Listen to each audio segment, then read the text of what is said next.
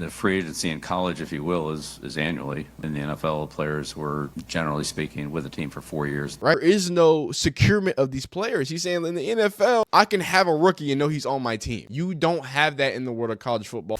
Everyone should have known that college football was completely done when Bill Belichick took the job at UNC. Now, why is that? Well, not really because he took the job, mostly because he took the job and then put an all-time NFL GM in the role of basically his general manager. For all intents and purposes, Bill Belichick, one of the most legendary NFL coaches, has called the modern era of college football the closest thing to the NFL that he's ever seen. We've done multiple videos about it and talked about it. So we're going to go a little deeper in this video. Today, we're going to watch him talk about NIL, the transfer portal, in his opening press conference. And then, of course, take a peek at some of the damage he's already done in the transfer portal because he is absolutely killing the game. This is a veteran type presence who is absolutely destroying the world of the college football landscape. So if y'all enjoying these videos, enjoying talking about transfer portal, NIL, and different things of that nature, please leave a like on this video if you like it, dislike if you don't like it, and let's hear it from one of the GOATs in the world of football. Ross Martin, CBS Sports, 24/7 Sports, and the Big Hitters Only podcast. Did you talk to Coach Nick Saban? And if so, what questions did you have for him? What advice did you seek from him? And what kind of stuff did he tell you to get prepared for the college game? You know, Coach Saban and I have a long friendship and relationship. I have all the respect in the world. Love Coach Saban. In all honesty, I would just keep our conversations private. I don't think, you know, really those are to be shared publicly. Right in front of you on the aisle, Coach Caroline. Caroline Wills from the Daily Tar Heel. First for Bill. You mentioned wanting UNC football to become a pro-like program. What are the first two steps of that? What are the points of emphasis for that? And then well, yes, in terms of when I say a pro program, I would say, you know, through my experience, what we did in terms of training, developing players, running pro systems, pro techniques, so that when the players leave here, they're not, this isn't going from the wishbone to a pro offense, that it would be, you know, similar terminology, similar techniques and fundamentals, similar training, similar preparation techniques that have been very successful for me through the years that I know that other NFL teams are using. Whether other college teams are using them or not, I mean, some are, some aren't, but I just know that these will prepare the players, you know, for that. So I'm not, and then from the general manager, head coach model, again, it's a similar type of situation. We're evaluating high school kids and college transfer portal players. NFL teams are evaluating college players and NFL free agent players. So, again, there are some similarities. That's all. I'm not saying it's identical. So I really forgot how boring it was to listen to Bill Belichick talk. But in short, because I'm probably going to have to chop some of that down because that was, wow, I almost fell asleep listening to that. But in seriousness, right, the bigger idea there is the fact that he keeps alluding to the closeness with the NFL and the college football world, right? And I think that's the major thing. And even when he kind of got a little snarky there, I hope I leave the Nick Saban part in. He asked the Nick Saban question. He was like, look, man, those are private questions, right? Of course I talked to Nick Saban, one of my lifelong friends, one of the people that I grew up coaching with, came through the game, coaching with on the Browns, of course. Yeah, I'm going to probably talk to one of the greatest coaches of all time in the world of college football sports. I have one of the most elite GMs in Mike Lombardi, who's done it at a large level in the NFL level. And then, oh yeah, I've won a few Super Bowls myself. And you can just see the immense level of football knowledge that kind of like spews out of him. Like he alluded to, you know, the whole, you know, he only watches college football in the springtime, yada, yada, yada. But it's just like, oh yeah, that 1980 team with LT and XY, like but he can put it together, right? And he knows that, in that extensive level of knowledge. I don't know, man. This isn't Mac Brown, right? Mac Brown, I think we all saw was a little, you know what I mean? He was a little over the hill. I think Bill Belichick is as sharp as he's ever been, and it's a scary sight if you're anyone in the ACC. So this is another clip of him kind of talking about the NIL and free agency in more detail. Inside Carolina, I think there's some similarities between today's modern era with players and recruiting as to obviously what you've seen in the NFL. What do you see similar about that and the recruiting process versus just all an out-and-out free agency that you had when you were in the league? Well, I think there's a number of differences. I mean, the free agency in college, if you will, is annually. In the NFL, players were, generally speaking, with a team for 4 years until they were eligible for 4 years for free agency. They could be released before that. So, that would be one difference. There's actually more movement in college football. There's more structure in the NFL in terms of agents, salary cap, standardized contracts, things like that with the NIL and the revenue share. It's just structured a little bit differently. So, yeah, and some, I don't say technical things, but some logistical things like that are different. But, all manageable, and every other college team is doing the same thing that we are, so except for Army, Navy, and Air Force. But they're, that is what it is. So.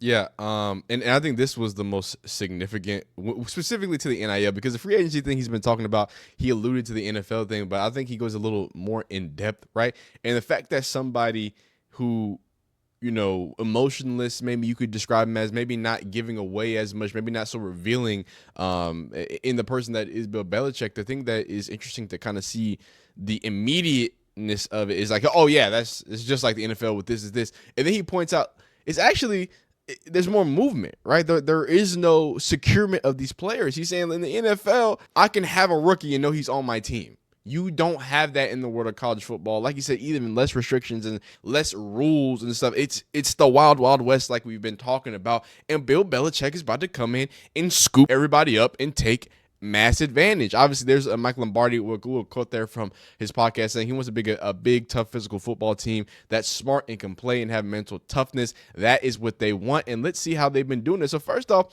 I think we all have to agree that seeing Bill Belichick out here smiling on the recruiting trail has to be one of the funnier things in the history of all of football of all time. I mean, look at this. Look at this. This is hilarious. This is funny. He's just the greatest day of his life. Look at him. Oh my goodness. Like the face, the smile. It's a lot of intense ideas here. But and here's actually the recruit, Mr. Xavier Griffin Hayes said he was telling me stuff coaches never told me, showing me stuff about my game, and just telling me stuff about the NFL. And the programs come up. Hey man, this is the added advantage, man. Like we talk about recruiting advantages. We talk a lot about Deion Sanders on this channel. And I talk about how the elite recruiting is, and it's how silly people try to like come at Deion Sanders from a negative side because, gold jacket, legend in the college, legend in the NFL. Like, what are we talking about right here? That same thing can be applied to Bill Belichick. How do you look at Bill Belichick and how do you say, oh, well, he's not going to be an elite recruiter? He's not going to be able to execute things at the highest level of the college football level. Because if your goal is to go to the NFL as a college football prospect, I don't know if there is anybody now in the NCAA, because Nick Saban's gone, there is nobody who can guarantee it like Bill Belichick can. Maybe if Bill Belichick wasn't here, maybe a Dabo, maybe a Sark, maybe a Kirby. Anybody of that Saban tree. Well, how about someone who's not of the Saban tree who grew up on the same sprout together? They was on the same branch, dog. Like they was in the same roots, building them and digging at it, all that, right? Okay. And here's a smaller snippet, but we're gonna wrap it up with a small snippet from Pat McAfee's show. I think the biggest thing we have to do is still look at the actual damage that UNC done, because UNC has done some stuff. And just to point out, because people were trying to make it like a Deion Sanders versus Bill Belichick thing. And that couldn't have been far from the truth. A homie said Bill Belichick's out on the road visiting high school on day one. Deion Sanders hasn't visited high school in 5+ years, which I don't know where he got that number from, because I think 5+ years ago he was coaching high school. So I don't even know what that means. And y'all talking about Bill Belichick on the road. That boy took a 41-minute drive. Let's be serious, dog. Like let's be honest when we're being honest. If we're gonna slander, let's do it the right way.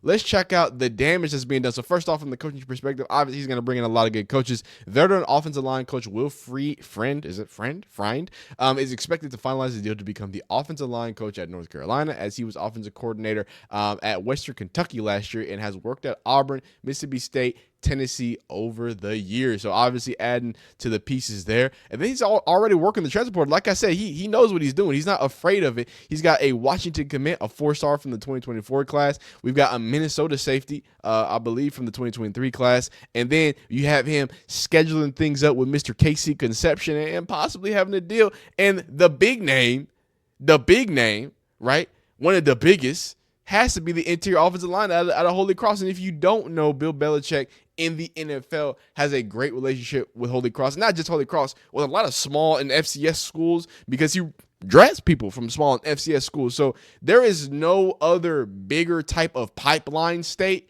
right, than being able to say, oh yeah, I can send a bunch of you. And I've made millionaires out of a lot of your alumni. So, hey man, hop over here if you want to get the big bills. So Bill Belichick knows what he's doing. He's full force. He's not even looking back. While everybody sits down and cries and talks about why their game is gone and college football is different, Bill Belichick is just making it 10 times worse. And he's doing it quietly. And no one's going to call him out for it. No one's going to call him out for all of these transfers, incoming transfers here. 1, 2, 3, 4, 5, 6, 7, 8, 9, 10, 11, 12, 13, 14, 15, 16 incoming transfers as of January 16th.